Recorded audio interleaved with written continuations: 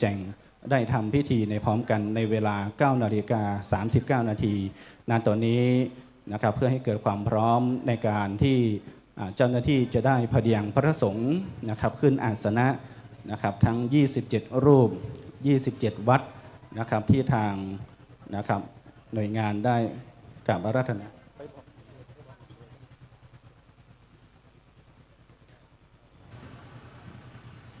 ในขณะนี้นะเจ้าและตอนนี้ขอเรียนเชิญนะครับเจ้าก็จะได้เริ่มนะเจ้าเริ่มประกอบพิธีทำบุญเมืองนะเจ้า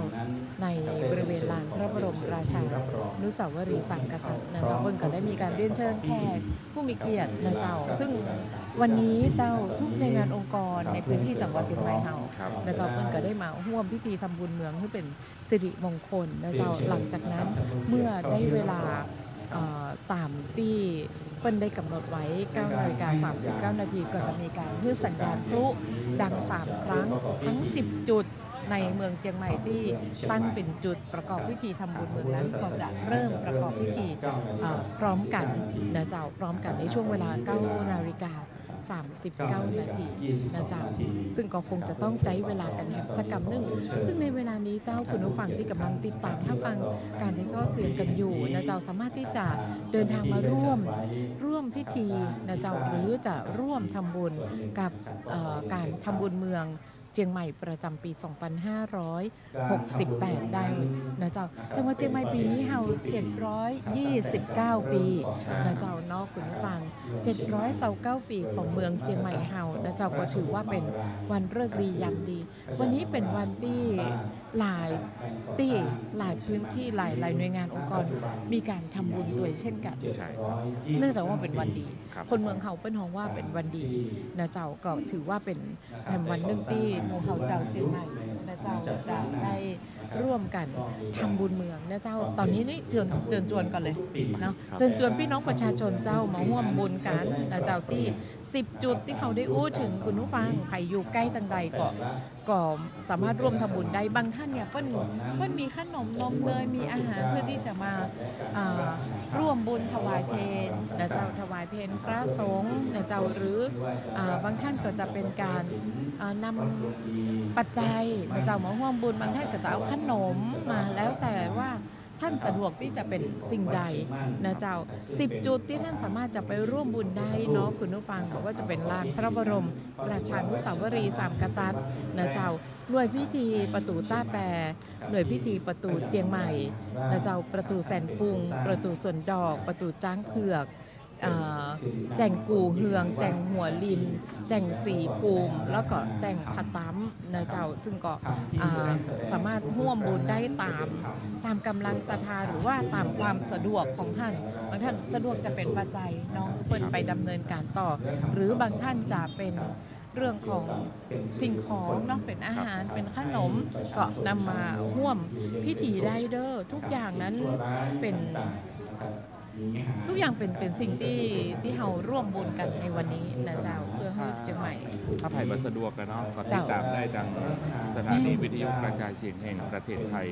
FM 93.25 นะครับหรือว่าอยากดูบรรยากาศนะครับก็สามารถที่จะไปดูที่หน้าเพจของ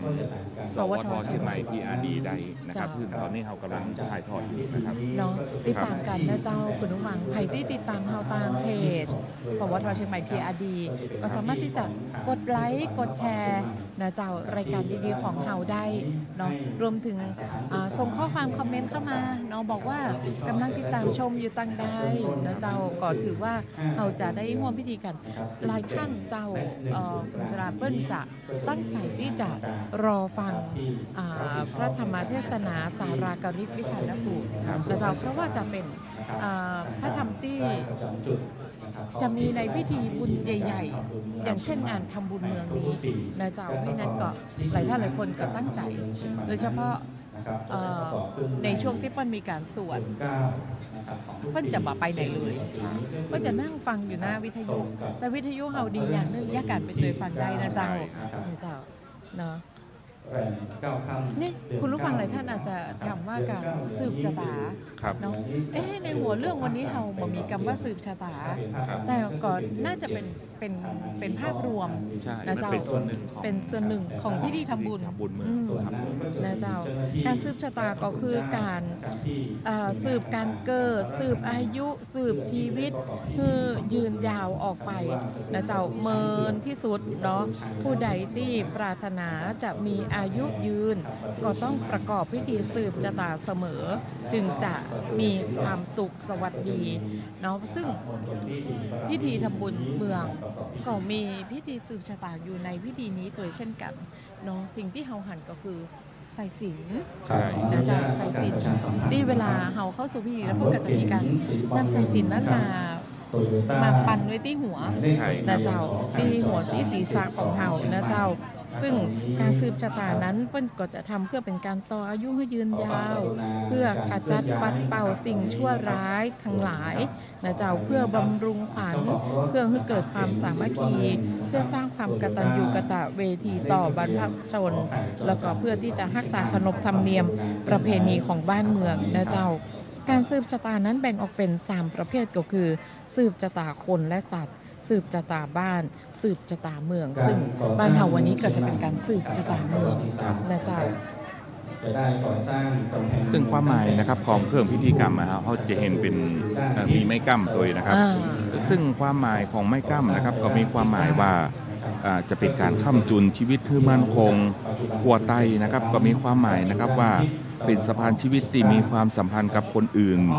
บันไดเงินบันไดทองบันไดนาคก็มีความหมายนะครับว่าเป็นสิ่งที่ดีงามที่จะก้าวไปสู่ความเจริญรุ่งเรืองบะเป้าหนอกล้วยหนออ้อยนะครับก็มีความหมายว่าเป็นเครื่องแห่งความเจริญงอกงามและก่อประโยชน์มากมายนะครับอันนี้ก็เป็นความหมายของ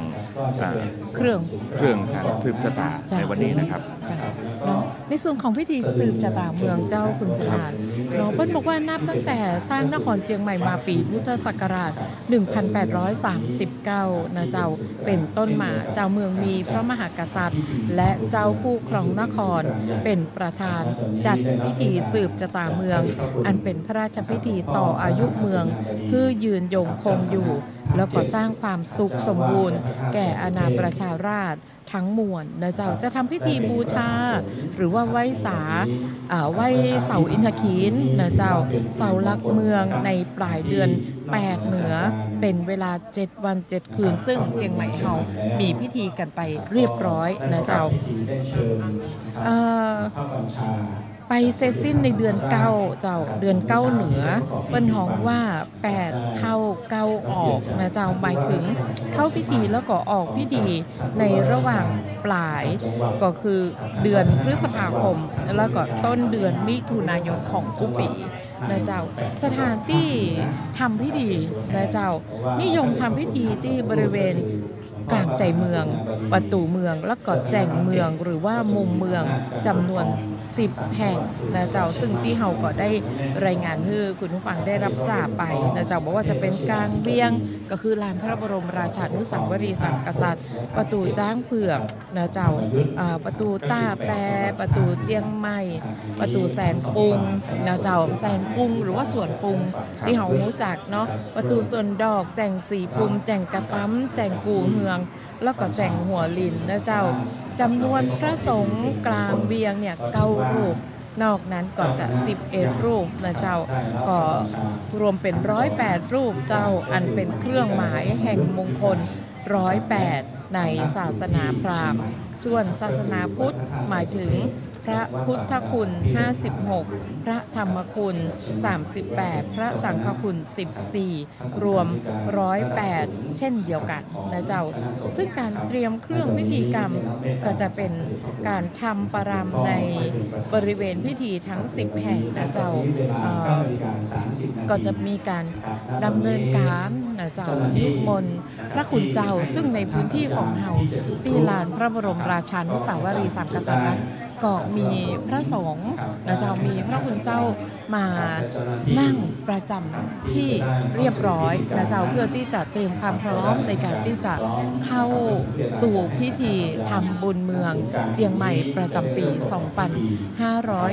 2568 นะเจ้าซึ่งกำเดียวสักกำหนึ่งคุณผู้ฟังก็จะได้ยินเสียงพลุ3 ครั้งเป็นสัญญาณบ่งบอกว่าทั้ง 10 จุดเราจะเริ่มดำเนินการประกอบพิธีทำบุญเมืองเจียงใหม่ประจำปี 2568 พร้อมกันเจ้าได้ทำพิธีพร้อมกันในเวลา ในส่วนของความเชื่อในเรื่องของการสร้างเมืองต่างๆนะครับซึ่งความเชื่อทางโหราศาสตร์นะครับเป็นว่าตามคัมภีร์มหาทักษะนะครับก็ประกอบไปด้วยบริวารเมืองอายุเมืองเดชเมืองสีเมืองมูลเมืองอุตสาหเมืองและก็กาลกินีเมืองซึ่งในส่วนของแนวคิดนะครับในเรื่องของทักษะเมืองนะครับก็คือเกิดขึ้นในสมัยพระเจ้าติโลกราชนะครับโดยในสมัยนั้น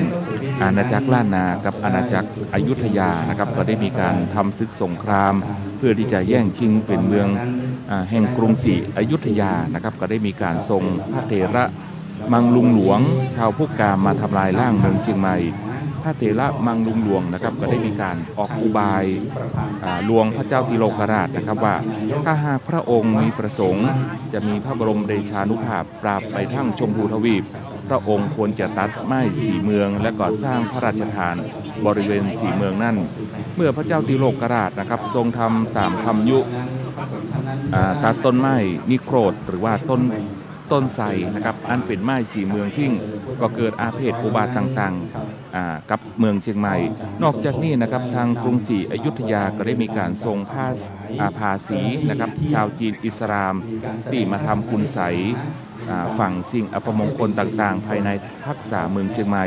เมื่อพระเจ้าติโลกราชนะครับทรงทราบความจริงจึงได้มีการฆ่าพระเถระมังลุงหลวงและก็พวกภาษีทิ้งด้วยความเชื่อนะครับที่บ้านเมืองถูกกระทำคุณไสก็ทำให้เป็นการสร้างความวิตกกังวลนะครับในหมู่เมืองและก็พระเจ้าติโลกราชดังนั้นนะครับพระเจ้าติโลกราชก็ได้มีการสร้างให้เหล่านักปราชญ์ราชบัณฑิตพระเถระชั้นผู้ใหญ่กระทำพิธีแก้คืดนะครับโดยการย้ายและก็สร้างศูนย์เมืองมาตีใหม่ก็คือพระธาตุเจดีย์หลวงโดยการเปลี่ยนฐานะจากกู่สถูปบรรจุอัฐิเจ้ากือนามาเป็นพระบรรจุพระบรมสารีริกธาตุพร้อมทั้งสถาปนาวัดเจดีย์หลวงนะครับเป็นเกศเมืองและก็ทรงอัญเชิญพระแก้วมรกตมาประดิษฐานที่องค์พระเจดีย์และก็หื้อมืนด้ามผ้าคดเสริมสร้างความใหญ่โตเพื่อแข่งแกงแก่พระเจดีย์นะครับเพื่อให้เป็นมิ่งขวัญเมืองพร้อมทั้งสถาปนา8วัดซ่อนทักษะเมืองที่ถูกทำลายไปก็จะมีนะครับศูนย์กลางเมืองก็คือเกศเมืองนะครับอยู่ที่วัดเจดีย์หลวงมูลเมืองนะครับอยู่ที่บุพารามอุตสาหเมืองอยู่ที่วัดชัยมงคลมนตรีเมืองอยู่ที่วัดนันทารามนะครับกาลกินีเมืองอยู่ที่วัดรำเปิงบริวารเมืองอยู่ที่บุพารามอายุเมืองอยู่ที่7 ยอดเดชเมืองอยู่วัดเชียงยืนและก็4 เมืองอยู่ที่ชัยศรีภูมินะครับนี่ก็เป็นในเรื่องของแนวคิดในเรื่องของการสร้างเมืองนะครับเชียงใหม่ครับในขณะนี้นะเจ้าที่บริเวณลานพิธีนะเจ้าที่บริเวณลานพระบรมราชานุสาวรีย์สามกษัตริย์กำลังรอเวลาเจ้าคุณฉลาดเหลือเวลาแห่งน้อยนิดนะเจ้าที่เราจะได้สัญญาณในการจุดพลุนะเจ้า3 ครั้งเพื่อที่จะเป็นสัญญาณบ่งบอกทั้ง10 จุดให้ประกอบพิธีพร้อมกันน้องเก่งขออนุญาตนะเจ้ารายงานกำหนดการในวันนี้คุณผู้ฟังได้รับทราบกันแถมเตือนหนึ่งนะเจ้าหลังจากที่มีการได้ยินเสียงสัญญาณพลุ3 ครั้งแล้วนะเจ้าประธานในพิธีก็จะได้มีการจุดธูปเทียนบูชาพระรัตนตรัยในบริเวณมณฑลพิธีของแต่ละท่านนะเจ้าซึ่งแต่ละจุดเนี่ยจะมีผู้นำผู้ว่าราชการจังหวัดนะเจ้ารองผู้ว่าราชการจังหวัดหรือว่าหัวหน้าส่วนราชการนะเจ้าก็จะไปประจำแต่ละจุดเนาะประธานในพิธีก็จะได้มีการจุดเทียนธูปบูชาพระรัตนตรัยที่บริเวณมณฑลพิธีของท่านนะเจ้าแล้วก็จะมีการไหว้พระสมทานศีลพระสงฆ์เจริญพระพุทธมนต์ชัยมงคลคาถาแสดงพระธรรมเทศนา สารากริกวิชันนสูตรนะเจ้าถวายเครื่องไทยธรรมหลังจากที่เฮาฟังการแสดงพระธรรมเทศนากันแล้วนะเจ้าก็จะมีการถวายเครื่องไทยธรรมพระสงฆ์ก็จะได้อนุโมทนาผู้เป็นประธานกรวดน้ำอุทิศส่วนกุศลถึงเทพพยาดาอารักษ์สิ่งศักดิ์สิทธิ์ทั้งหลายแล้วก็ดวงพระวิญญาณของพญามังรายมหาราชพญางำเมืองพ่อขุนรามคำแหงผู้สร้างเมืองเจียงใหม่นะเจ้าแล้วก็ดวงพระวิญญาณของเจ้าผู้ครองนครเจียงใหม่ทุกพระองค์นะเจ้าซึ่งก็จะประกอบพิธีพร้อมกัน10จุดนะเจ้าคุณผู้ฟังตอนนี้คุณผู้ฟังอยู่ในพื้นที่ใดใกล้อยากจะมีส่วนร่วมนะเจ้าอยากจะร่วมพิธีสำคัญของเมืองเจียงใหม่เฮาก็สามารถที่จะร่วมพิธีกันได้เลยนะเจ้าบอกว่าจะเป็นที่ประตูต้าแปรประตูเจียงใหม่ประตูแสนปรุงหรือว่าประตูส่วนปรุงนะเจ้าประตูส่วนดอกประตูจ้างเผือกแจ่งกู่เหืองแจ่งหัวลินแจ่งสีภูมิแล้วก็แจ่งกระตั้มนะเจ้ารวมถึงที่ลานพระบรมราชานุสาวรีย์สามกษัตริย์ซึ่งถ้าว่าเฮาพอออกไปจากจุดที่เฮาตั้งเครื่องถ่ายทอดเสียงอยู่ตรงนี้นะเจ้าเฮาก็จะเห็นมีพี่น้องประชาชนนะเจ้าคนเจียงใหม่นักท่องเที่ยวได้มาร่วมพิธีในวันนี้พร้อมหน้าพร้อมตากันโอ้จำนวนนาคพอสมควรนะเจ้าตึงด้านหน้าด้านหลังของประรำพิธีของเฮานะเจ้าเพราะฉะนั้นคุณผู้ฟังยังสามารถที่จะมาร่วมพิธีบุญได้นะเจ้าต่างจุดที่ท่านสะดวกเนาะคุณผู้ฟังจะสามารถติดตามรับฟังการถ่ายทอดเสียงพิธีทำบุญเมืองประจำปี 2568 ของเฮาได้ต่างสถานีวิทยุกระจายเสียงแห่งประเทศไทยจังหวัดเชียงใหม่เจ้า FM 93.25 เมกะเฮิรตซ์หรือว่าจะเป็นต่าง Facebook Live ที่เพจของสวท.เชียงใหม่ PRD นะเจ้ามีใครเข้ามาติดตามแล้วพ้องแสดงตัวแสดงตนนะเจ้ากดไลค์กดแชร์ส่งหัวใจให้หมู่เฮาเป็นกำลังใจก็ได้นะเจ้าตอนนี้ในการถ่ายทอดเสียงของเฮานอกจากจะส่งเสียงแล้วเนี่ยคุณผู้ฟังถ้าว่าคุณผู้ฟังได้ติดตามภาพนะเจ้ากำเดียวในช่วงที่ประกอบพิธีก็จะมีภาพบรรยากาศในงานพิธีประเพณีทำบุญเมืองเจียงใหม่ในปีนี้ให้คุณผู้ฟังได้ติดตามรับชมทาง Facebook Live ที่เพจของสวท.เจียงใหม่ PRD กันตัวยนะเจ้าเจิญจวนติดตามกันเนาะน้องเก่งเองก็ยังนั่งคออยู่เหมือนกันนะเจ้าว่าจะมีผู้มาติดตามชมไลฟ์ของเฮานักน้อยมากใดแต่ว่าเฮาก็อยากเห็นจำนวนนักเนาะเจ้ามันเป็นกำลังใจในการทำงานเนาะนะเจ้าน้องบางท่านนี่ตอนที่เฮานั่งนี่ยังเห็นมีหลายท่านขับรถมาใกล้ๆพี่ดีเฮาเนาะมาร่วมทำบุญนะเจ้าตอนนี้คุณผู้ฟังเจ้าน้องเก่งจะตัดเสียงไปที่พิธีนะเจ้าเพื่อที่จะพร้อมในการส่งสัญญาณพลุ3 ครั้งเจ้าท่านผู้ว่าราชการจังหวัดเชียงใหม่เป็นประธานในพิธีในการจุดธูปเทียนบูชาพระรัตนตรัยครับเจ้าหน้าที่ให้สัญญาณจุดปลุกเลยครับ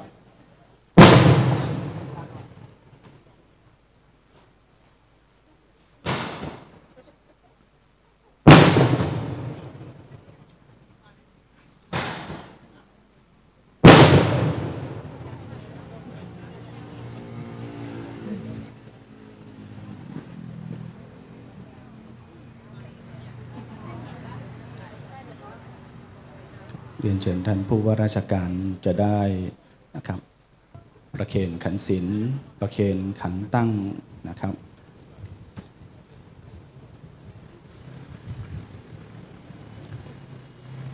ได้จุดนะครับเทียนบาทน้ำสาครและจะได้จุดเทียนในสตวงในการ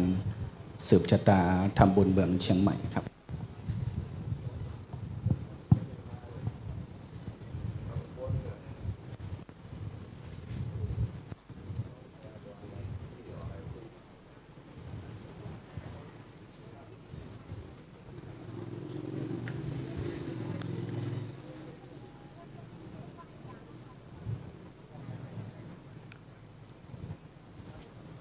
ต่อไปกราบเรียนเชิญท่านผู้มีเกียรติทุกท่านได้กล่าวคำบูชาพระรัตนตรัยไหว้พระสมาทานศีลพร้อมกันนะครับอิมินาสการะพุทธังอภิปูชญามะอิมินาสการะธัมมังอภิปูชญามะ อิมินาสการะนะสังฆังอภิปูชญามะอะระหังสัมมาสัมพุทโธภควาพุทธังภควันตังอภิวาเทมิสวากขาโตภควตาธัมโมธัมมังนะมัสสามิสุปฏิปันโนภควโตสาวกสังโฆสังฆังนามามิ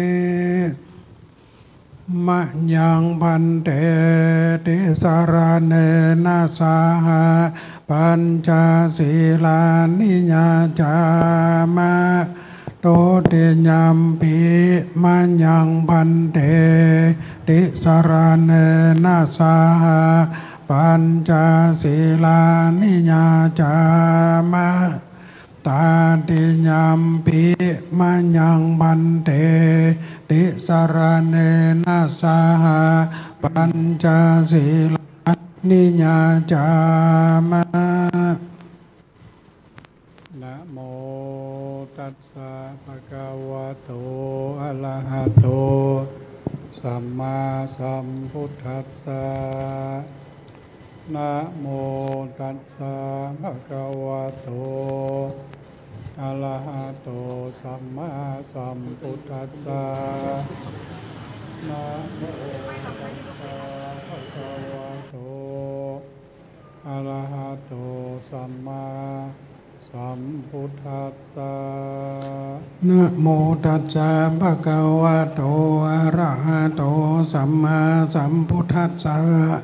นะโมตัสสะภะคะวะโตอะระหะโตสัมมาสัมพุทธัสสะนะโมตัสสะภะคะวะโตอะระหะโตสัมมาสัมพุทธัสสะพุทธังสรณังคัจฉามิพุทธังสรณังคัจฉามิธัมมังสรณังคัจฉามิธัมมังสรณังคัจฉามิสังฆังสรณังคัจฉามิสังฆังสรณังคัจฉามิทุติยัมปิพุทธังสรณังคัจฉามิทุติยัมปิพุทธังสรณังคัจฉามิทุติยัมปิธัมมังสรณังคัจฉามิทุติยัมปิธัมมังสรณังคัจฉามิทุติยัมปิสังฆังสรณังคัจฉามิทุติยัมปิสังฆังสรณังคัจฉามิตติยัมปิพุทธังสรณังคัจฉามิตติยัมปิพุทธังสรณังคัจฉามิตติยัมปิธัมมังสรณังคัจฉามิตติยัมปิธัมมังสรณังคัจฉามิตติยัมปิสังฆังสรณังคัจฉามิตติยัมปิสังฆังสรณังคัจฉามิปานาติปาตาเวระมณีสิกขาปะทังสมาธิยามิปานาติปาตาเวระมณีสิกขาปะทังสมาธิยามิอาทินนาทานาเวระมณีสิกขาปะทังสมาธิยามิอาทินนาทานาเวระมณีสิกขาปะทังสมาธิยามิกาเมสุมิจฉาจาราเวระมณีสิกขาปะทังสมาธิยามิกาเมสุมิจฉาจาราเวระมณี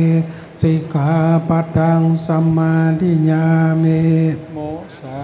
วาทาเวระมณีสิกขาป ปะทังสมาธิยามิมุสาวาทาเวระมณีสิกขาปัทังสมาธิยามิสุลาเมรยะมัชฌะปะมาปัฏฐานาเวระมณีสิกขาปะทังสมาธิยามิสุราเมรยะมัจจปมาดาฐานาเวระมณีสิกขาปัทังสมาธิยามิอิมานิปัญจสิกขาปะทานิสีเลนะสุขติยันติสาธุสีเลนะโอคะสัมปทาสีเลนะนิพุติยันติตัสมาสีลังวิโสทะเยวิปัสสปฏิปหายาสัพพทิญาสัพพทุกขวินาศาญะปริตังปรูธมังคลังวิปัสสปฏิปหายาสัพพสัมปันเตสิทธิญาสัพพพญาวินาศาญะปริตังปรูธมังคลังวิปัสสปฏิปหายาสัพพสัมปันเตสิทธิญาสัพพโรกวินาศาญะปริตังปรูธมังคลังภลิตุนะเมตังสเมตาปะทันตาอวิกิตาจิตาปริตังปะนันตุสักเคกเมจารุเปกิริสิกรตเตจันตริเคปิมาเนทิเปรเทจะคเมตรุวนากาหะเนเกหาวัตถุมะเกเตปุมาจยันโตเตวาจลตลาวิสเมยกะกันตปนากาเตตันตาสันติเกยังมุนิวรวัจนังสาทโวเมสุนันตุธรรมสวนาคาโลอายัมปะทันตาธรรมสวนาคาโลอายัมปะทันตาธรรมสวนาคาโลอายัมปะทันตานะโมตัสสะภะคะวะโตอะระหะโต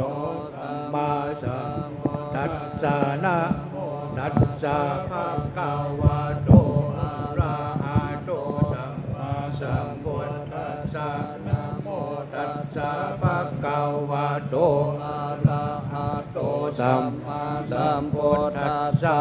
พุทธังสารนังกัจฉามิธัมมังสารนังกัจฉามิสังฆังสารนังกัจฉามิทุติยมปิพุทธังสารนังกัจฉามิทุติยมปิธัมมังสารนังกัจฉามิทุติยมปิสังฆังสารนังกัจฉามิตติยมปิพุทธังสารนังกัจฉามิตติยมปิธัมมังสารนังกัจฉามิตติยมปิสังฆังสารนังกัจฉามิสัมพุทเทอัตถาวิสัญจาทาวาทาสัญจาสะอัสสะเกปัญจสาตาสะอัสสานินามามิสิราสาอาหังเตสังธรรมัญจาสังกัญจาทาเรนานามามิหังนามกาลาลูภาเวนะหันตัวสัพเพอุปัฏฐาอเนกาอันตรายาปิวิสันตุอาเสสะโตสัมพุทเตปัญจสัญญาชาตาวิสัตติสหัสสะเกทัสสะ ตสหัสสานินามามิศิลาสาหังเตสังธรรมันจะสังจะอาทาเวนานามามิหังนามาการานุภาเวนะหันตัวสัพเพอุปัตเวอาเดกาอันตารายาปิวินาสัยตุอาเสสะโตสัมพุทเตนาวุตตาราชาเตอัฏฐจัตตาริสาสาหัสสะเตวิสติสัตตาสาหัสสะเนนามามิสิลาสาหังเตสังธรรมันจะสังกัญจาอัฏฐาเรนานามามิหังนามาการานุภาเวนะหันตัวสัพเพอุปัฏฐาเวอาเนกาอันตารายาปิวินัยสันตุอาเสสะโต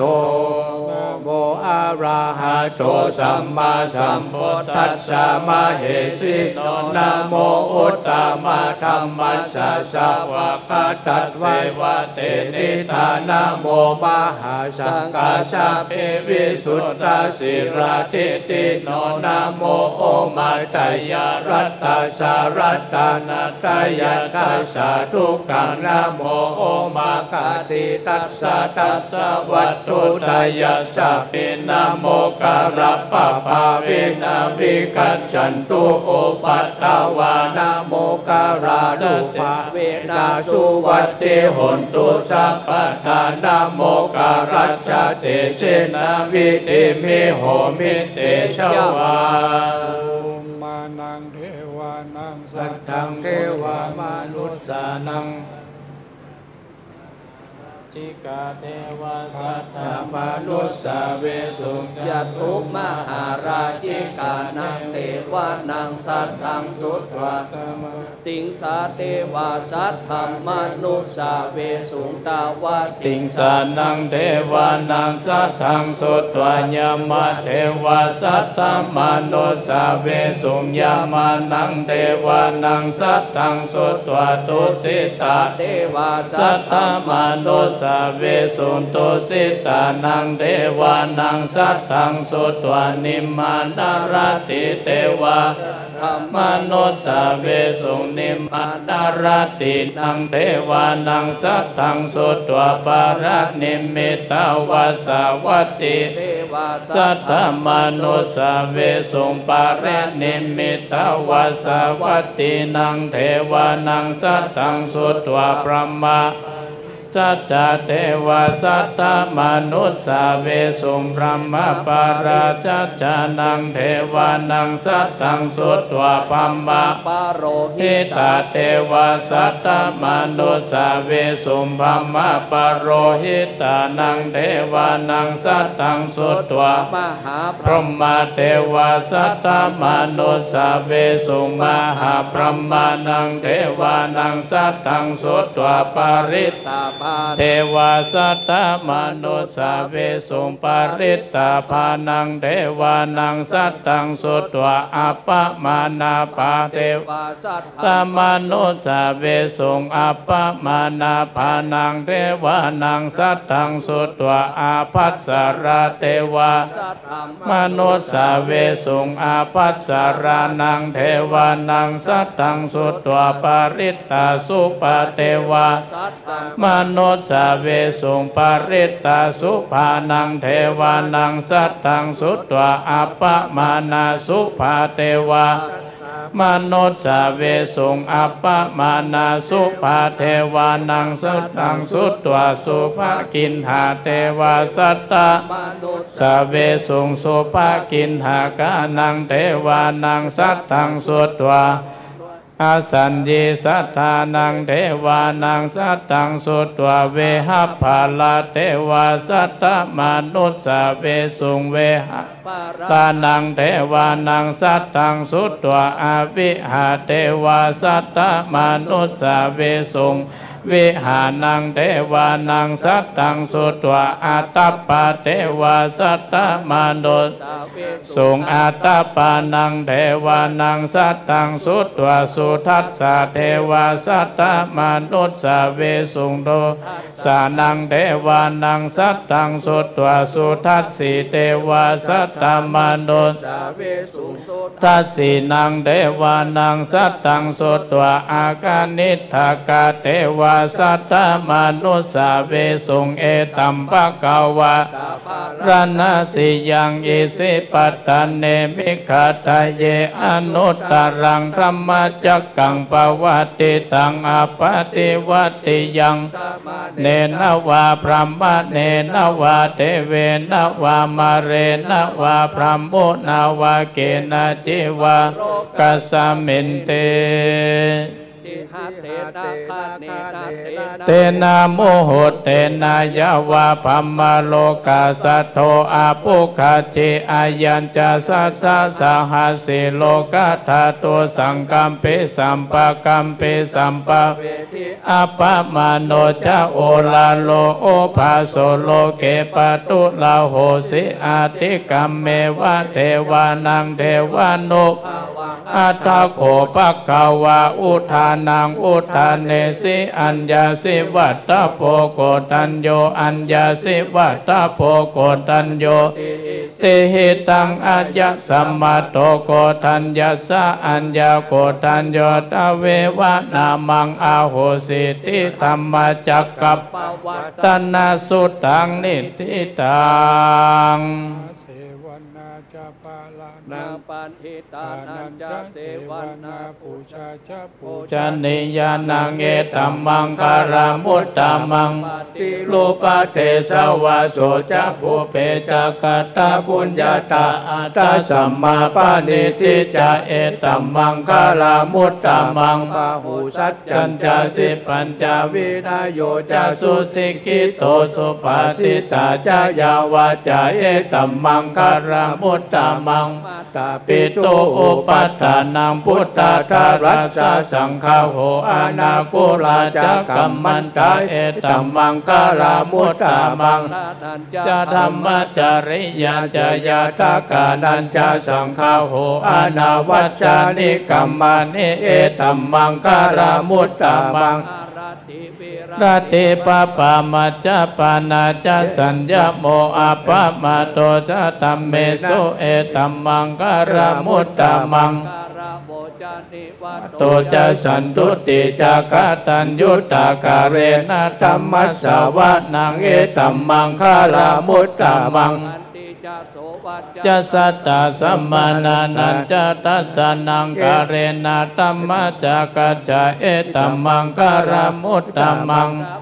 ตาพัมมจาริยัญจะอาริยสัจจานาตัสสะนังนิพพานาสัจจิกิริยาจะเอตัมมังคารามุตตมังพุทธัสสะโลกาตัมเมหิจิตังยาสนากัมปติอาโศกัมวิราชังเขมังเอตัมมังคารามุตตมังตติสานิกตวานาสัพพตมาปราจิตาสัพพตาโสติกัจจันติตันเตสังมังคารามุตตมันติมหามังคลาสุตังยังกินชีวิตตังอิตาวาหุลังวาสเกสุวายังรัตานังปานิตังนะโนสัมมังอติตัตถาคเตนะอิตัมปิพุทเถอัตตานังปานิตังเอเตนะสัจเจนะสุวัตติหุนตุกยังวิราคังอมตังปานิตังยะตัสสะกาสักกายมุนิสัมมายิโตนาเตธัมเมนะสัมมาติกินจิอิตัมปิธัมเมรัตานังปานิตังเอเตนะสัจเจนะสุวัตติหุนตุยัมพุทธเสโตปาริวันนาจิสุจิงสมาธิมานันตาริกัญญามโหสมาธินาเตนะสมโมนาวิจติอิตัมปิธัมเมรัตานังปานิตังเอเตนะสัจเจนะสุวัตติหุนตุเยปุคละอัตตาสัตตัง ปัสสัตตาจัตตาริเอตานิโยกานิโหติเตตะกินายาสุกาตัสสะสาวกะเอเตสุตินานิมหาปาลานิเอตัมปิสังเขรัตตานังปานิตังเอเตนะสัจเจนะสุวัติโหตุเยสุปยุตตามานาสัตตันเหนานิกามิโนโกตมัสสะสนามิเตปฏิปตามาตังวิไขราธามุตตานิพุติงพุจจามานาเอตัมปิสังเขรัตตานังปานิตังเอเตนะเจนะสุวัติโหตุขีนังปุรานังนาวังนาติสัมภวังวิรัตจิตายติเกภวัสสมิงเตขินะปิจาภิรุณิฉันตานิปันติทายัมปฏิโปเอตัมปิสังเขรัตตานังปานิตังเอเตนะสัจเจนะสุวัติโหตุการณิยามัตถกุสาเรนยันตังสันตังปะตังอภิสัมเมจัสสะโกสุจัสโสโหสุจัสสุวะโจจัสสะโบโทอนาติมานิสันตุสะโกจัสสุปะโลจะอัปปะกิจโจจะสันลาหุกาวุติสันตินตาริโยจะนิปะโกจะอัปปะปะโปโกเรสุอนานุกิโตนาจาคุทังสมาจเรกินเจเยนะวินโยปะเลอุปาวะทายโยสุขิโนวะเขมิโนโหนตุสัพเพสัตตาภวันตุสุขิตัตตาตัสสะวะทาวะราวะอานาวะเสสะติกาวะเยมะหันตาวะมัจฉิมาราชกาอนุกาตุลาติทาวะเยจะอาติทาเยจะตุเรวะสันเตอะวิตุเรพุทธวะสัมภเวสิวะสัพเพสัตตาภวันตุสุขิตัตตานะปโรปะรังนิกุมเปตานาติมันเยตากตาจินังกินเจชนะปฏิกาสัญญานัญญามัญญาสาตุกามิจยามาตายาธานิยังปุตตังอายุสะเอกปุตตมนุลเกสัพพะพุทเตสุมาณสัมภวะเยอปาริมานังเมตัญจสัพพะโรกัสสมิงมานะสัมภวะเยอปาริมานังอุทธังอโตจติริยัญจะอสัมปตังอเวรังอาสาปัตตังติทัญจรังนิสินโนวาจยโนวายวัตตัสสาวิกตเมโตเอตังสติงอติตายาพรหมเมตังวิหารังอิตามโหติตินจานุปกรรมศิรวัตสะเนนะสัมปันโนกาเมสุวินัยเกตันนาหิจตุกปะปุณเรติติกรณิยเมตตาสุตังอัตติโลเกศีลาตุโนสัจจังโสจยานุตตยเตนะสัจเจนะกาหามิสัจจกิริยามนุตตลังอวัจจิตวธรรมะปรังจริตวอุภาเกสีเนสัจจปรามวัสยาสัจจกิริยามาสัสหาสันติปะคาปตานาสันติปัฏฐาวัญจนามัตตาปิกาจติขันตาชาตเวกปฏิกามาสหัสเจกเตไมหังมหังปัจจาริโตสิเกวัสเสเสโสรสการิสาเนพุทธกังปัสวายถาสิเกสัจเจนะเมสโมนัตเตเอสาเมสัจจปารมิเต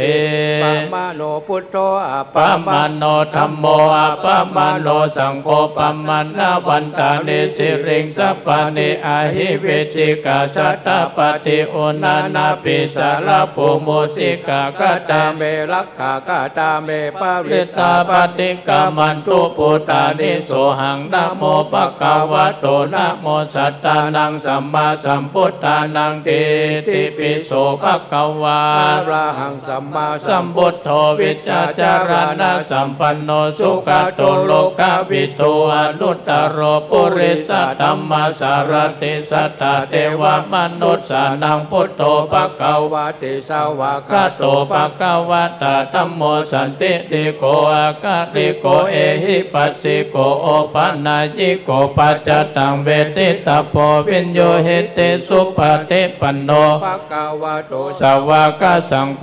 จุปฏิปันโนภะคะวะโตสาวกสังโฆยะยะปฏิปันโนภะคะวะโตสาวกสังโฆสัมมิติปฏิปันโนภะคะวะโตสาวกสังโฆ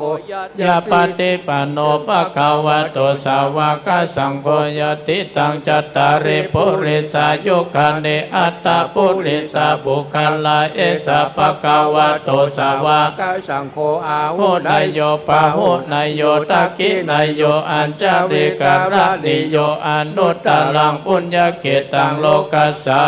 ติมหุงสังหัสสะมาปินิมิตตัสสะพุทธันตังคิเมกะลังโอกิตะโครัสสะเสนะมาลังตานาติตัมมาวิจินาจิตตวามุนินโตตันเตชัสสะปวะตุเตชายะมังคลานิมาราติเลกมาปิโยจิตาสัปปารติงโกรัมปนาราวะกัมมะกัมมะตัตยะขังกันติสุตันตาวิตินาจิตวามุนินโตตันเตชัสสะปวะตุเตชายะมังคลานิกากิลิงกัจจวัลลังอติอัตตะโพตังทวติจักกัมมาสัตนิวาสุตาโลรันตัมเมตัมปุเชกาวิตินาจิตตวามุนินโตตันเตชัสสะปวันตุเตชยมังคารานิอุกิตะกกมมาติหัตถาสุธาลุลันตันทวันติโยชนะปะทังโกริมาลาวันตังอิติปิสังกัตต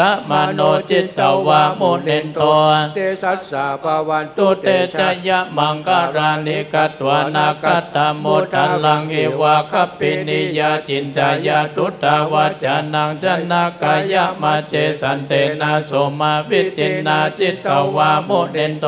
เตชัสสะปวันตุเตชยมังคารานิสัจจังวิหายมาติสัจจกวัฏเกตุงวัฏาปิโลปิตามานังอติอันตะปุตังปัญญาปฏิปัจจริโตจิตวามุนินโตตันเตชัสสะปวัตตุเตชยมังคารานินันโทปนันตปุจจกังวิปุตตามหิติงพุทเตนะเตระปุจจเกนะอามาปยันโตเอโตปเตชะวิจินาจิตตวามุนินโตตันเตชัสสะปวัตตุเตชยมังคารานิทุกขาหาติติปุจจเกนะสุตตะหัตตังปัมบังวิจุติสุติมิติปกาปิธานายนาคเตนะวิจินาจิตตวามุนินโตตันเตชัสสะปวัตตุเตชยมังคารานิเอตาปิ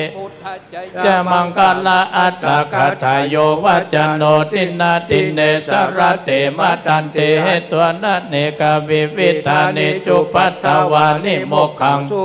อธิกามายานโรสัพพัญโยมหากาลุนิโกนัทโถยตายาสัพพปานินังโปเรตัวปารามิสัพพปัตโตสัมโพธิมุตตมังเอเตนะสัจจวัจเจนะหุนตุเตชยมังคารังชยันโตโพธิยาโมเรสกายานันนันติวัตโนเอวังกังวิจโย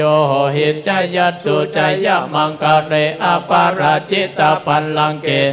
ปาทาวิโปกาเรอภิเสเกสัพพพุทธานังอาคัปปโตปโมตติสุนัขตังสุมังคลังสุปปะตังสุโหติตังสุกาโลสุโมโหโตจะสุเยกังปัมมะจาริโสปัตตกินังกายกัมมังวาจากัมมังปัตตกินังปัตตกินังมโนกัมมังปานิติเตปัตตกินาปัตตกินาดิตัวนารพันตเตปัตตกิเน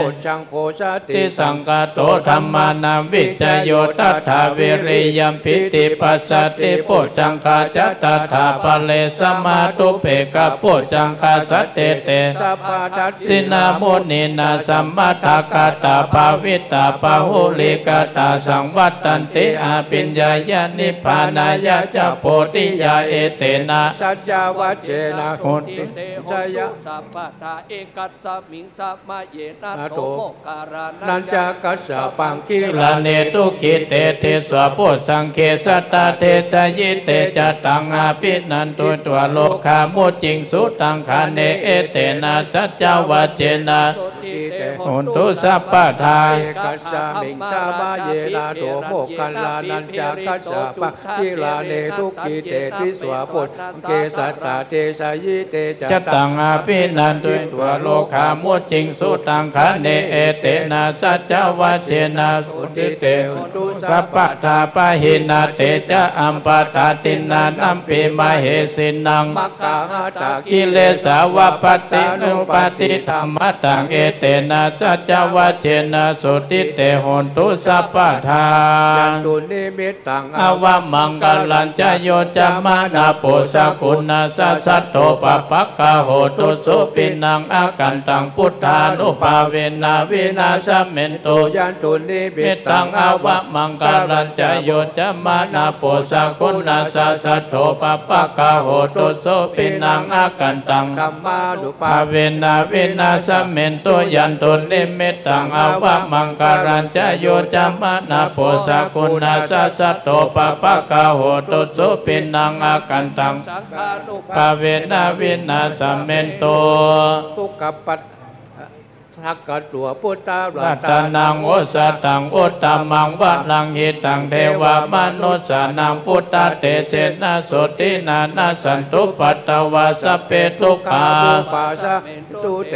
กะตัว ธรรมรัตนังโอสตังอุตตมังวะลังปริลาโหปัสสมานังธรรมเตเจนะโสตินานาสันตุปัตตวาสเปพยาวุปัสสเมนตุเตสักกะตัว สังฆารัตตัง โอสตังอุตตมังวะลังอาหุนายังปะโหนายังสังฆเตเจนะโสตินานัสสันตุปัตถวาสเปโรคา อุปาชา เมนตุเตหิริโอตปะสัมปันนาสุขธรรมาสมาหิตาสันโตสัพพุริสาโลเกเทวธรรมเทวุจเรสันติปะคา ปัตตานา สันติปทาวัญจนามัตตาปิกาจานิกัญจาจตเวกาปฏิกามาจนาจนากตาพุทธเจตวมัลลังสวะอานัง จาตุสัจจัง มาตาราสังเยเปเวสุนาราสพังตันหังการาทโยพุทธาอัตวิสตินายกาสัพเพปฏิติตาไม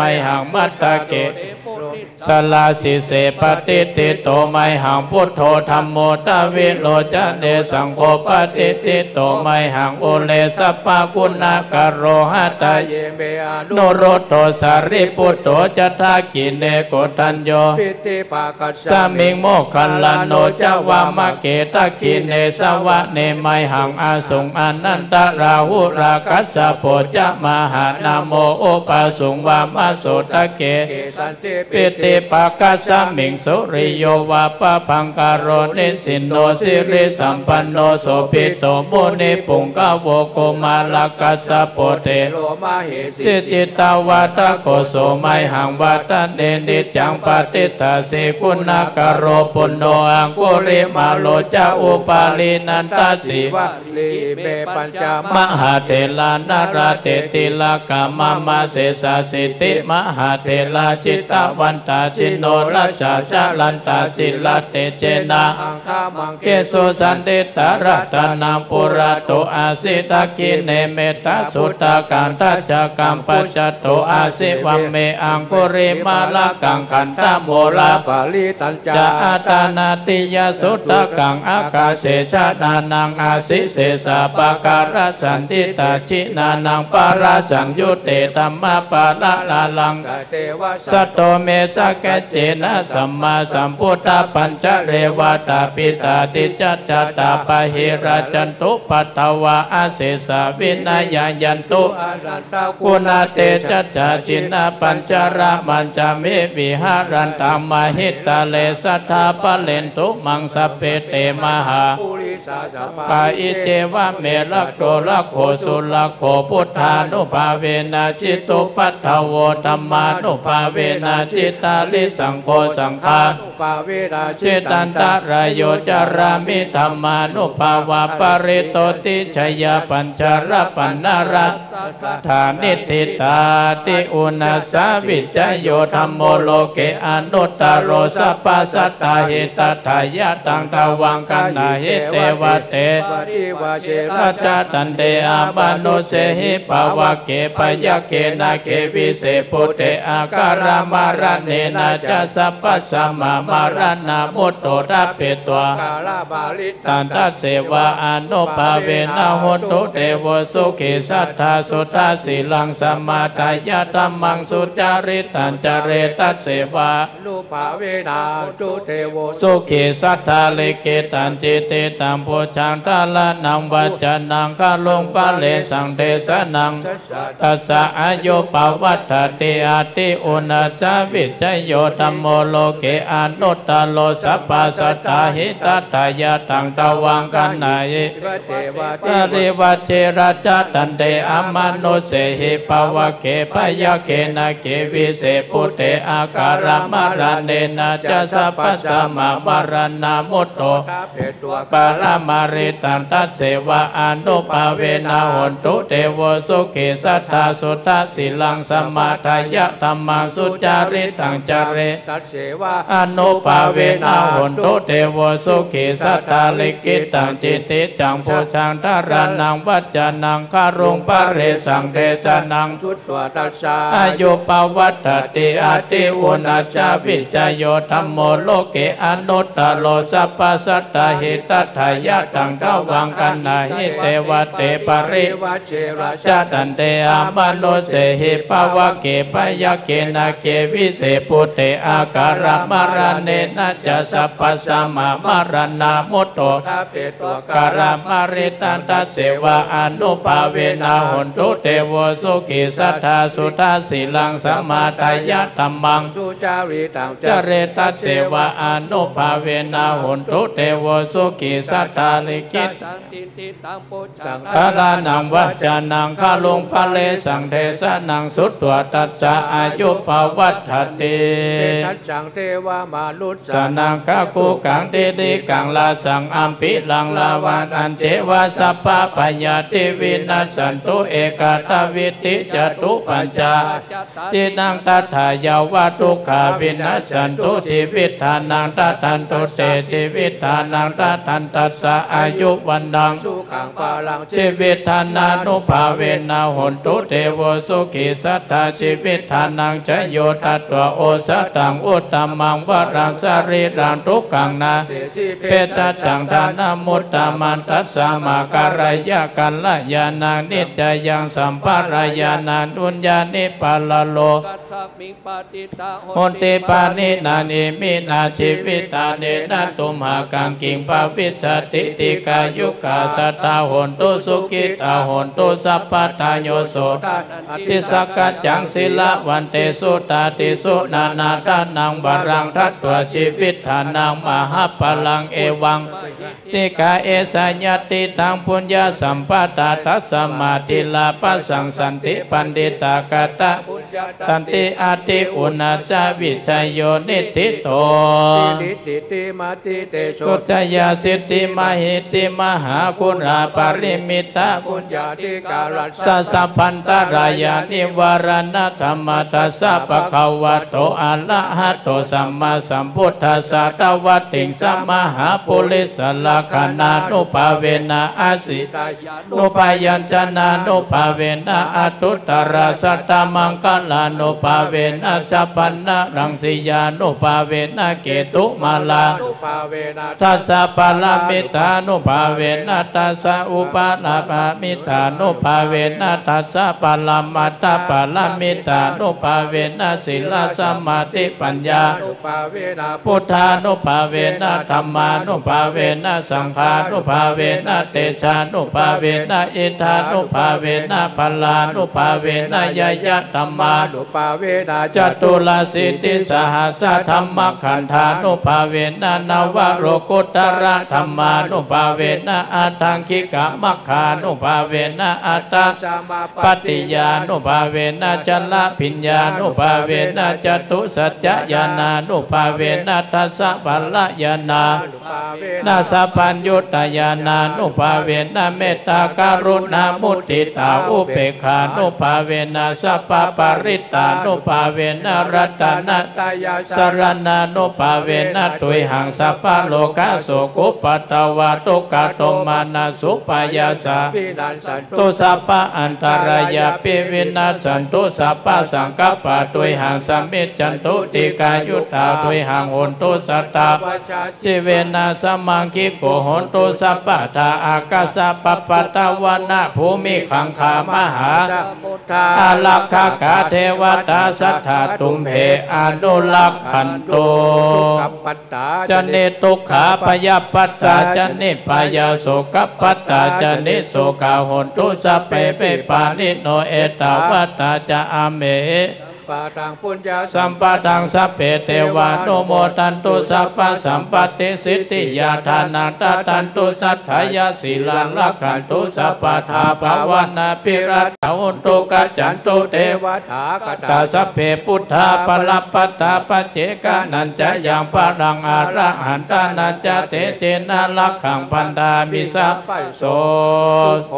พุทธานังอุปโตสุขาสัทธรรมเทศนาสุขาสังกัสสะสัมมาเกสัมมาคานาทัพโพสุโขกติโยเสโตจันเนตัสสมิงเยโคตาปฏิชายโนวิจาจารานะสัมปันโนโสเสโตเทวมโนเสติปัตตปฏิอติโจรติมังปฏิจันติมาสันนโตกติโยตปฏิจายตปฏิปัมมโนสปังมโหรัตังพุทโธติเถจัสสะอารมปรมาราภาสันตุเทปรมังทานังวิสาสัง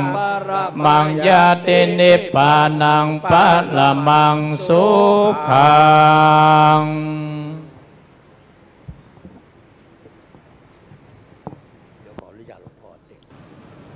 ไปตั้งอกตั้งใจฟังพระธรรมเทศนาสารกลิวิจสูตรนะครับพระมาจโลกาธิปติสหัมปติกัตอัญจลีอันทิพลังอัญญาจตาสันติทัสสตาปราจคาจาติกาเตเสตุธรรมังอนุกัมปิมังปะจังอารัตนังกโรมานะโมตัสสะภะคะวะโตอะระหะโตสัมมาสัมพุทธัสสะเอวัปเมสุตังเอกังสมายังปักกวาลาชะกะเหวิหารติกิจจกุเตปปะเตเตนะสมาเยนะอายัสสมาอนันโตอาปาติโกโหติทุกกิโตปาลาคะละนิโตอาทาโกปักกวาเยนายัสสมาอนันโตเตนุปสังกามิอุปสังกามิตัวปัญญัตเตอาสเนนิสิทินิสัตโคปักกวาอามายัสสมันตังเดนะเตเทวะโลจะกินจิเตนะอานันทะขมานิยังอากัจจิยาปนิยังกัจจิทุกขาเวทนาปฏิกามันติโนอาปิกามันติปฏิกาสูนานังปัญญายาติโนอาปิกาโมตินะเบพันเตกายตินังนายาปฏิยังภาลาหะเมทุกขาเวทนาอาปิกามันโตมันติโนปฏิกามันติอาปิกาโมสานังปัญญายาติโนปฏิกาโมติอาคันตาอาติอานันตะดิมังสาลากาลิกวิสาชุตตังอุคันหันตัสสะอิตังอานันทะอิมังสาลากาลิกวิสาชุตตังทะเรนะตัสสะอิตังอานันทะสาลากาลิกวิสาชุตตังวาเจนะตัสสะหิตังอานันโทอิมังสาลา กาลิตวิสุทธังวิสัสสติพยังวาสัมปีตัตตังวาโลมาหังโสวาปะหิยิสสติจาตุปาลิสานังภิกขุนังภิกขุนีนังอุปาสิกานังอุปาสิกานังมาหิเตนะอุตายะหิตายะสุขายะจาหิอนันทาสัมพุทเตหิเตสิตังวิปัสสินาอนันทาสัมมาสัมพุทเตนะอิมังสารากาลิกวิชาชุดตังเทสิตังปาสิตังมาอายาปิอนันทาอิมังสารากาลิกวิชาชุดตังเทสิตังอัตถาวิสตินาสัมปนาสัมพุทเตนะอิมังสารากาลิกวิชาชุดตังภาสิตังสักโกเทมันนิโตอิมังสารากาลิตวิสุทธังเตสะโตอาโหสิตุทุลาตันตุลาปันตุลาบุปปาลากาลาลาติโยโกจิอนันทะอานามาโตวาโคตาโตวาปาตาโกวากาคาโตวาอุกขันหาติวาภาสติวาปริสติวานาโจโลโสกาลังสักโกกาลิสตินาอาคิโสกาตังสักโกกาลิสตินาอุตตากังโสกาลังสักโกกาลิสตินาปิสาโสกาลังสักกาลิสติอัญญตารากัมมะวิปากโกเกนะจิอาปาติกะเตตัสสะปทุสสะจิตโตนะสักโกโสกาลังกาลิสาติอนันทาอิมังสาลากาลิกวิสุตังจตุปาลิสานังยะวะลัตตินันทิวะอาลักขังกาตังวิสุทธติจักขุงสันติลักขังกาตังปวิสสติโสตังสันตังลักขังกาตังปวิสสติกานังสัตตังลักขังกาตังปวิสสติสิวหาสัตตังลักขังกาตังปวิสสติกาตังสัตตังลักขังกาตังปวิสสติอามาดังสันตังลักขังกาตังปวิสสติอังคังอังอาคาภะกังสันตังลักขังกาตังปวิสสติยัตถาเตตัตเตวะสามะเนอาสะเนธาเนคามะเนจาปิสัพพทาสัทธาสุเขนาลักขันตุยัสสะกัสสะอนันทาภิกขุสาวาอภิกขุนิยาวาอุปาสักกัสสาวาอุปาสิกาวาอิมังสาลากาลิวิชาชุดตังสุลักขังสุกาหิตังปวิสสติสามันตาปริวาพุทธาตันเจอามานุสายักโขวายักขีวา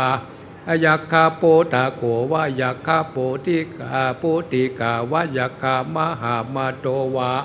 ยักขามหามาเตวายักขาปาริสัตโชวายักขาปาริชัจิวายักโขปาจาโลวายักขาปาจารีวาขันทัพโปวาขันทัพปีวาขันทัพพะโปตาโกวาขันทัพปีโปไตยโปตากีวาขันทัพปะมามะโตวาขันทัพปะมหาอามติวาขันทัพปะปาลิจโสวาขันทัพปะปาลิจจิวาขันทัพโพปาจาโลวาขันทัพปะปาจารีวากุมพันโทวากุมพันติวากุมพันทะโปตาโกวากุมปัตติโกปาตาโกกุมปัตตามหามาโตกุมปัตตามหามาติวากุมปันธาปาลิชัสโสวากุมปันธะปาลิชัสสีวากุมปัตโตปาจาโลวากุมปัตถะปาจารีวะนาโควะนาคีวะนาคาปะโตตาโกวานาคาโปตากีวาวานาคามหันมาโตวะมหามติวามหามติวานาคาปาลิชัสโสวะนาคาปาลิชัสสาวะนาคาปาจาโลวานาคาปาจารีวะปัทุตะจิตโตภิกขุงวาภิกขุตังวะอุปาสิกังวะอุปาสกังวะอุปาสิกังวะคัตตตังอาขันชัตตันตังวะ อนุคัจจยาติตังอุปาทิฏฐายานิสินังวาอุปาณิสีอาทิฏฐายังวะนิปันนังวะอุปาณิชัยยาวะอิเมสังยักขานังมหายักขานังเสนาปฏิมหาเสนาปฏินังอุปัชฌาเปตัพพีวิกันทัพพานังวิลาปัตตปาอิมังอานันทานาสาลากาลิวิสุตังอาสุลักขังภิกขุนังภิกขุนีนังอุปาสกานังอุปาสิกานังอคุตติยาลักขายาวิหิงาสาภาสุอาวิยาอิทะมาโวจักภักขวาอัตตมโนอายัสสมาอนันโตปักขวาสิหาภาสิตังอาปินันตุบุตาติจายสมาอนันโตตัสสมาอาภายะตาสามายิโนอายัสสมาโตอาปาติโกปะหูภาโคมหายาโสมหาปัญโยมหาลาโภพาหูสักกาโลพาวันตุสัปปาทาติธรรมะเตชะนาสาลักกาลิกวิสาสุตตังดีทิตังสาธุสาธุ ที่คุณผู้ฟังได้รับฟังกันไปนะเจ้าก็เป็นการแสดงพระธรรมเทศนาสาราการิกวิชันสูตรนะเจ้าโดยพระสงฆ์นะเจ้าซึ่งหลังจากที่มีการจุดธูปเทียนบูชาพระรัตนตรัยไว้พระสมาทานศีลนะเจ้าพระสงฆ์เจริญพระพุทธมนต์ชัยมงคลคาถาพร้อมกับการแสดงพระธรรมเทศนาสาราการิกวิชันสูตรเจ้าและในขณะนี้เจ้าท่านผู้ว่าราชการจังหวัดเชียงใหม่นายนิรัตน์พงศ์สิทธิถาวรก็จะได้ถวายเครื่องไทยธรรมนะเจ้าวันนี้ต้องขอบพระคุณสถานีวิทยุในเครือข่ายของสวท.เชียงใหม่ทุกคลื่นความถี่ที่ได้รับสัญญาณการถ่ายทอดเสียงรายการพิเศษนะเจ้าพิธีทำบุญเมืองประจำปี 2568 รวมถึงสถานีวิทยุเสียงสัญญาณนะเจ้า FM 105.75 เมกะเฮิรตซ์ที่ได้แจ้งเข้ามาด้วยนะเจ้าพร้อมตัวปากนานาอันสเปมูลสัตตาสมณะสัตตาและมูลสัตตาผู้กาทั้งหลายได้ตกแต่งหางดาตานก็เป็นการที่เสร็จทั่วบัวละมวลแล้วบัดนี้จึงได้พากันสนงฝ่ายตกแต่งแปลงพร้อมน้อมนำมายังทุบอาบูปาราชาดวงดอกก็ดอกไม้ลำเทียนเมื่อจำเนียนใส่ไว้เนื้อคันเป็นก่อนนานำตาลพร้อมกับเลยนำสุกันโทอัมพิโลตาการนำคอมบินสมปล่อยเพราะว่าจังมาขอสู่มายังเครื่องวิเศษนาตานเจ้าต่างหลายยามเมื่อสัตตาผู้กาต่างหลายได้ทุกแต่งงานดาเสริมของตาลหลอนได้มีใจอันบอดชื่นบ่บ้านมัวมืดได้กว่ากำลังเลือดโมโหน้ำปาโลออกปากเป็นกรรมมันกระยาบบัจีกรรมหลอนพิจารของดำสามสิ่งคือปุพพะเจตนาอันยิ่งบังเกิดตั้งแต่ในใจมุนจนาเจตนามีใจอามข่าวใสผ่องแผ้วอปราภากาเจตนาได้หื้อตานแล้วก็มีปีติโจมชื่นยินดีมีปีที่ใสตื่นตองบุได้เกี่ยวข้องโดยโลภะมัจเฉรธรรมสัทธาผู้การทั้งหลายก็กลัวเป็นโตสนากรรมมาติด8จึงจังได้แกวดสู่มาขอสัมภาวะโตตานาปายโพจะปะโทษหมู่เวรกรรมขออย่าได้เป็นนิวรณธรรมกรรมมันจังงามจะยังสกโมกาหนทางงานจักเมื่อสู่เมืองฟ้าและเนรปานแก่จัตตาผู้การทั้งหลายจังเนื่องจากว่าการนั้นจุงจังมีเพียงแต่ดีลีกาญะตัวเรวจีตัวเรมโนตัวเรสันจิตจาอาสันจิตจาอาทิตาโตสะอนาคตโตสังปัจจุปันนโตสังสัพพังโตสังขมันตุโนสุนันตุพนโตเทวนา กาลาจาอินโตจะพรหมายามโลกัปปาลาดารณีจักุตาสิริมาปิตานาอาวาสเกหาสารากามาตาดิปิตาปุปกาลเทวา โมตันโตปุญญังบาลาตานาเสเทตัสมาโตเมียหิอนุโมตมานาฟังราฝูงเทพดาวันอยู่ดันดาวเขตคงไขแผ่นดินไก่อากาศกว้างโลกจักรวาลไพรพนมแผ่นดินกลมตัวดวงดาวโค้งเขตาดันดงรีอันอยู่ในนาทีและนานนามทุกเถื่อนทำทุสารสดีตั้งเซนยาและวันเลตั้งกิรีปัมปะเตอสุเรมากบนมีตั้งกลุ่มพันกันตะปัญญักตั้งอารักมเหสีไตลาอเวจีที่ลาดดาวยมพิบาลจาตุโลกดาวสี่องค์กรานจอมเฉียงดาวที่ลาดองค์อินอมรินจันปาชากามาวจาระอันเจิญมาทั่วตังโคงโซลาซาแผ่เถิงพรหมมวลมากถลาบต่อเต้าลอดเนวสัญญาอันเจิญมาร่วมปัตตานุโมตนาทานและเป็นสักขีพิญาณแห่งศรัทธาผู้กาทั้งหลายเป็นจริงว่าวันนี้ศรัทธาผู้กาทั้งหลายจูโดนจูหงจูโผจูโคนจะได้นอบตาพัมเพ่งตานนั้นจุงจักมีเตียงแต่ดีลีสาธุโอกาสาคาแด่พระทิตาลัยลาตานาผ่านเบลพระเจ้าแก้วทั้งสามประการหมายมีองค์พระสรีสัพพัญญูพระพุทธเจ้าเป็นเก่าเป็นประธานพระราชธรรมเจ้าพระสังฆเจ้าจุดโดนจุองค์อัจฉริในวันนี้ก็เป็นวันดีทิเทอันวิเศษแต่ว่าเป็นวันเดือนเก้าเหนือแรมเก้าค่ำได้มาจุจอดลอดเทิงยังสมณะศรัทธาและมุลศรัทธาผู้คาทั้งหลายเมื่อจัดให้มีการกระทำปั้มเพ่งของบุญของกุศลทำบุญสืบชะตาเมืองนพบุรีสลีนครพิงเชียงใหม่แก้วกวางอันใดก่อสร้างมาในเมื่อนานได้729 ปีปริปุณนาในทีกากาละวันนี้ยามเนสมณะศรัทธาและมุลศรัทธาผู้กาต่างหลายทั้งสองกันหน้ากันนะทั้งภายในและภายนอกภายในมามีพระเดชพระคุณท่านเจ้าคุณพระสัมมาเสนาบดีเจ้าคณะภาค7วัดพระธาตุดอยสุเทพราชบราภิหารเป็นประธานพร้อมโดยคณะสงฆ์จังหวัดเชียงใหม่โหนไปนอกแห่งห้องมามีท่านนิรันดร์ลารัตนาพงศ์สิทธิพงศ์สิทธิสาถาวรผู้ว่าราชการจังหวัดเชียงใหม่และคณะเทศบาลนครเชียงใหม่ร่วมโดยคณะข้าราชการผู้กาศรัทธาประชาชนกลุ่มโนสาวชมรมอนุรักษ์วัฒนธรรมประเพณีท้องถิ่นพร้อมกันโดยข้าราชการศรัทธาผู้กาประชาชนทุกผู้ทุกคนได้จัดให้มีการกระทำปั้มเพ่งของบุญของกุศลเป็นที่เสร็จปริปุณณาแล้วได้ตกแต่งน้อมนำมา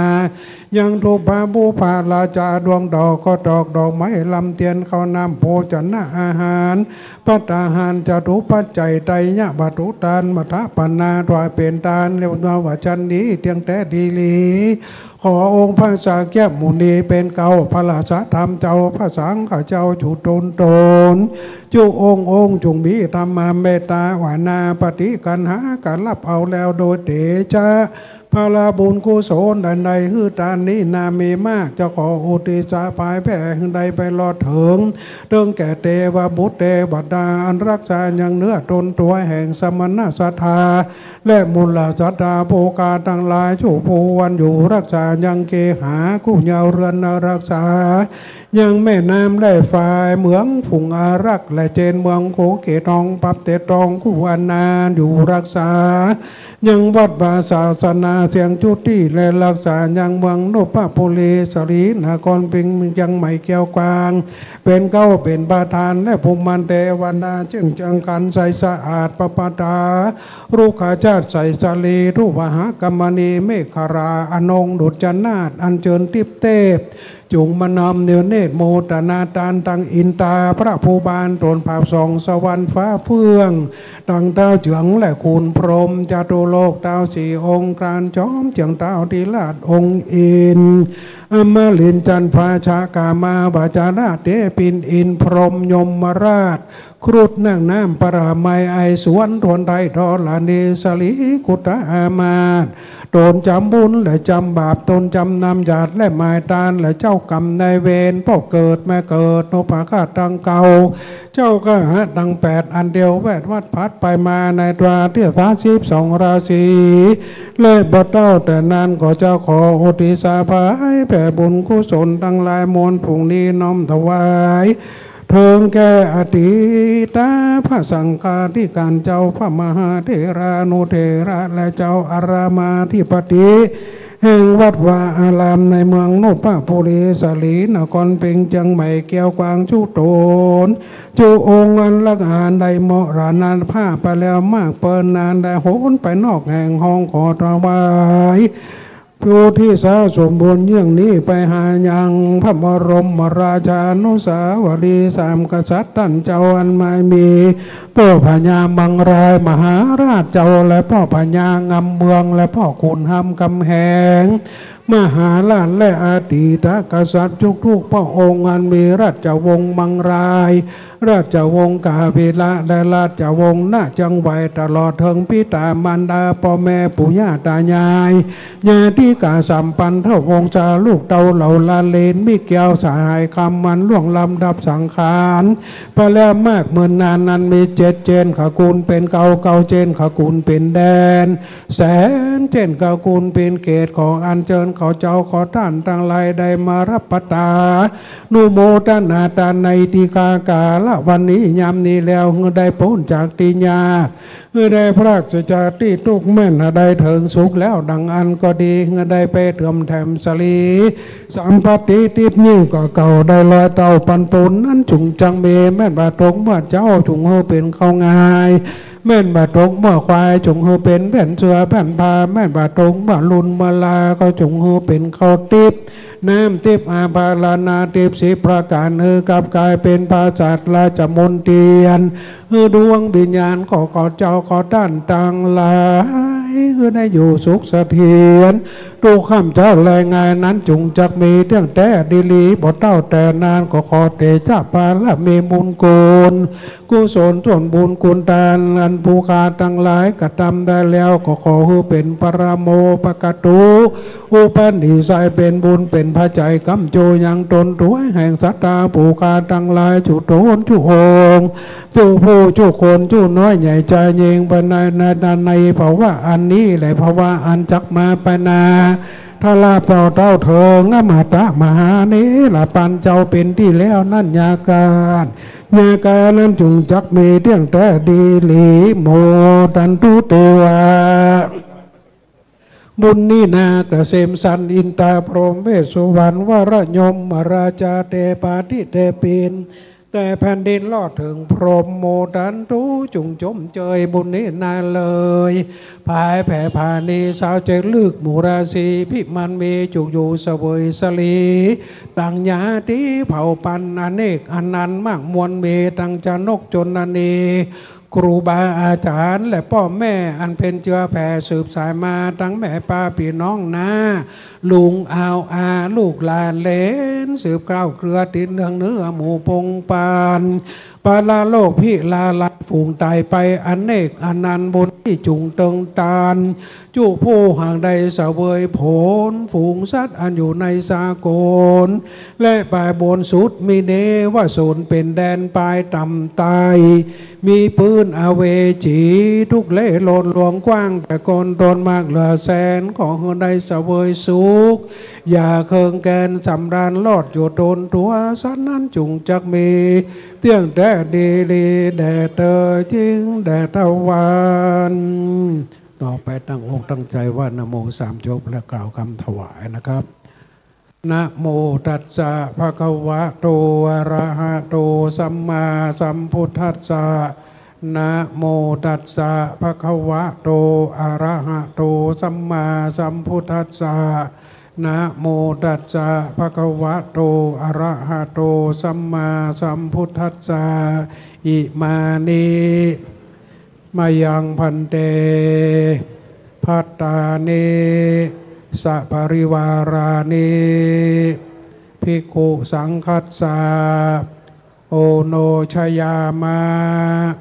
สาธุโนพันเตภิกขุสังโฆอิมานิภัต ตานิสัปริวารานิปฏิคันหาตุอัมหากังทีฆรัตตังหิตายาสุขายาข้าแต่พระสงฆ์ผู้เจริญข้าพระเจ้าทั้งหลายขอน้อมถวายภัตตาหารพร้อมทั้งของบริวารทั้งหลายเหล่านี้แก่พระสงฆ์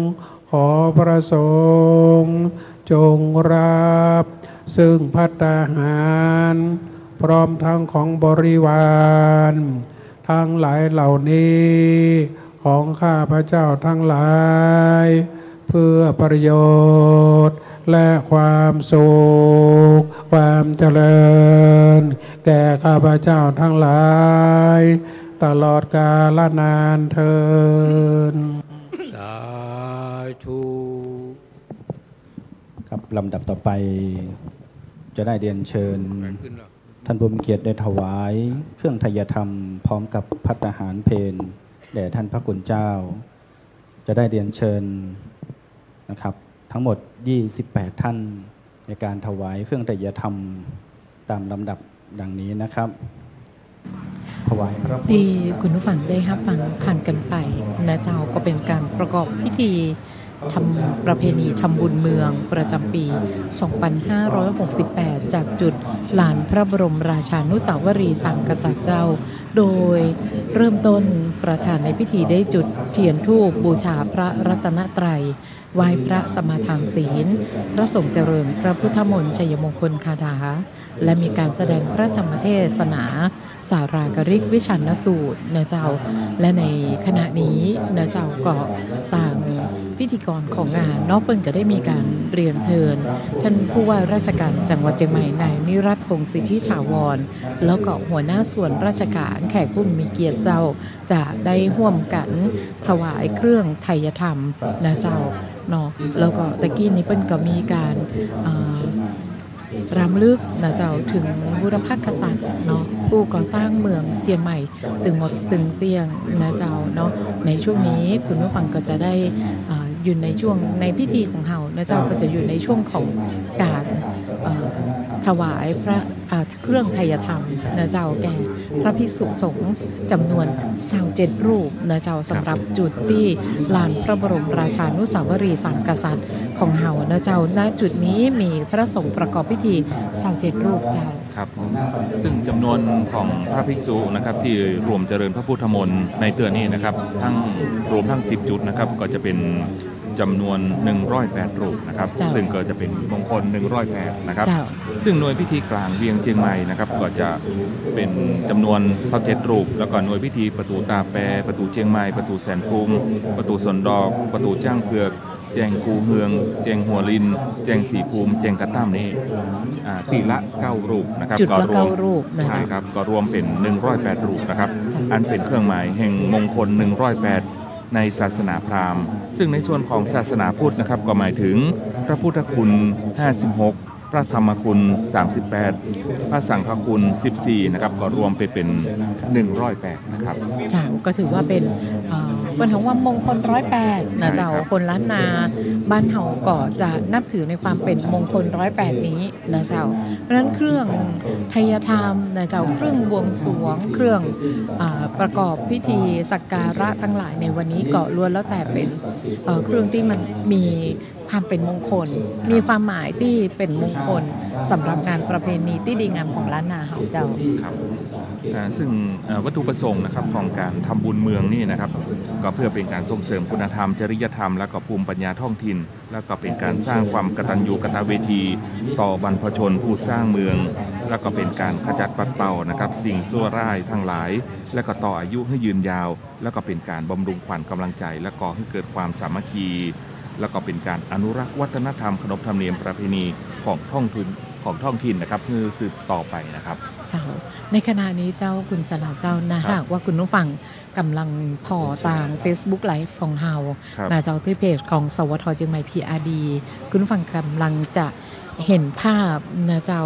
เป็นการถวายเครื่องไทยธรรม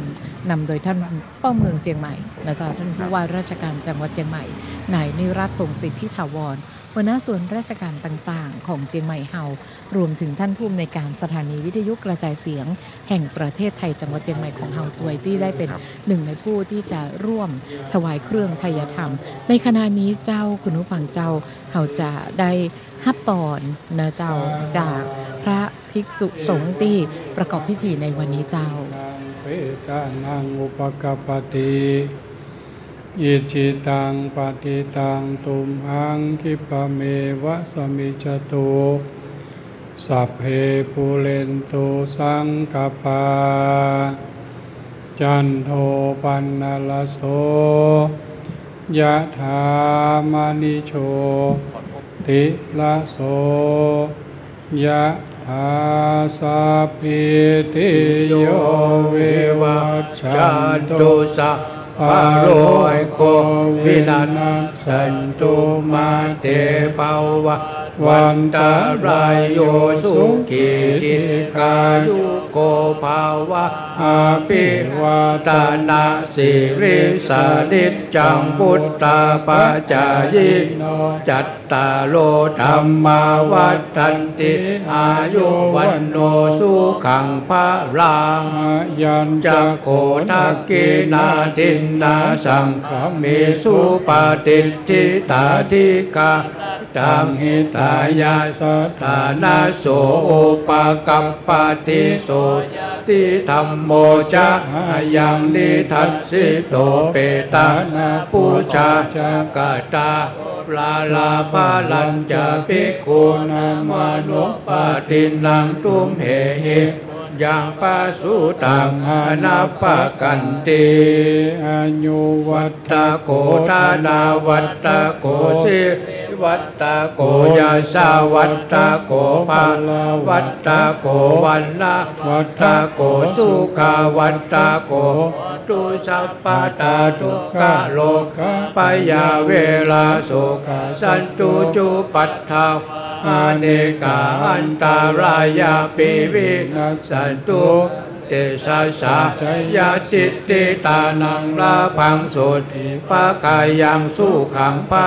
สิริอายุจาวันโนจาโภกังพุทธิจายาสัพสัตตาจาอายุจะชีวาทิฏฐิปะวันตุเต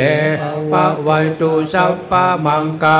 ลักขันตุสัพพะเทวตาสัพพะพุทธานุภาเวนัสสัทธาสุติวันตุเตภาวันตุสัพพะมังกาลังลักขันตุสัพพะเทวตาสัพพะธรรมานุภาเวนัสสัทธาสุติภาวันตุเตภาวันตุสัพพะมังกาลังลักขันตุสัพพะเทวตาสัพพะสังฆานุภาเวนัสสัทธาสุติภาวันตุเตสาธุสาธุสา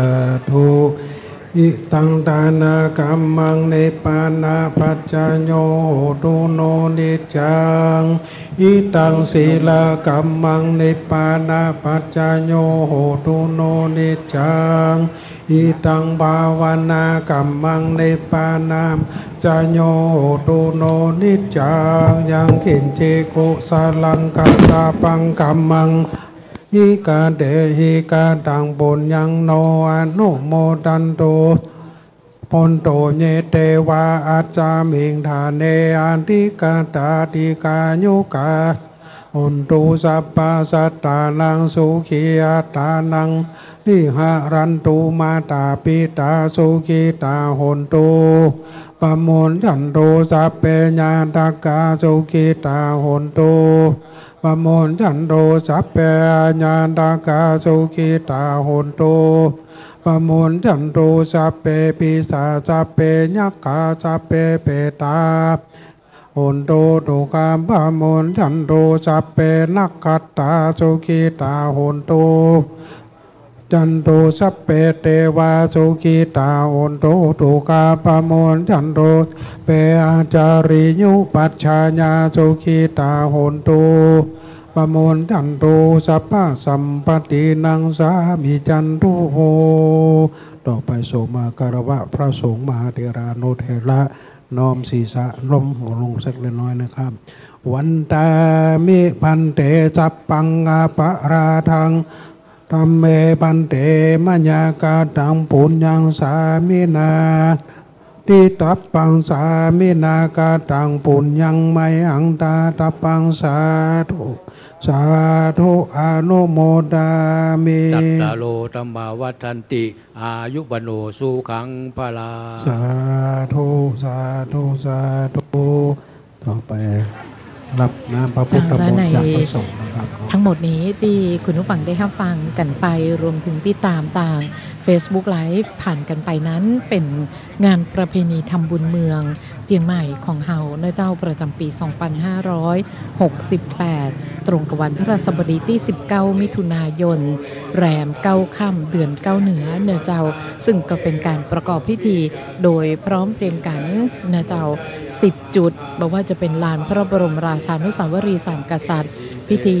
ตีประตูต้าแปรประตูเจียงใหม่ประตูแสนปุงประตูสวนดอกประตูจังเผือกพิธีที่แจงกู่เฮืองแจงหัวลินแจงสีภูมิและแจงกระตั้มนะเจ้าซึ่ง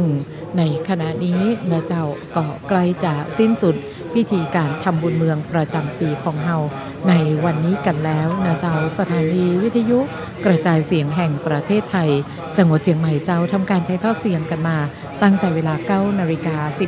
โดยประมาณนะเจ้าซึ่งขอบพระคุณวิทยุในเครือข่ายของสวท.เชียงใหม่ทุกคลื่นความถี่ที่รับสัญญาณการถ่ายทอดเสียงพิธีทำบุญเมืองในวันนี้รวมถึง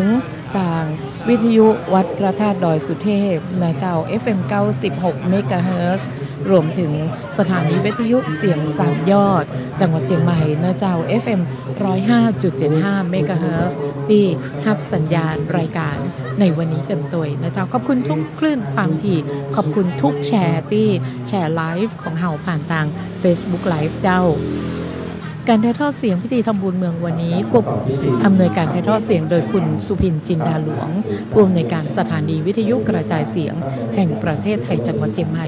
ควบคุมการถ่ายทอดเสียงโดยคุณรัตดารัตน์สุกิจประเสริฐหัวหน้าฝ่ายรายการสวท.เชียงใหม่เจ้าทีมช่างเทคนิคเจ้าคุณวีรพงษ์แก้วบุญเรืองหัวหน้าทีมช่างเทคนิคนะเจ้าคุณนัทตินันตาคุณ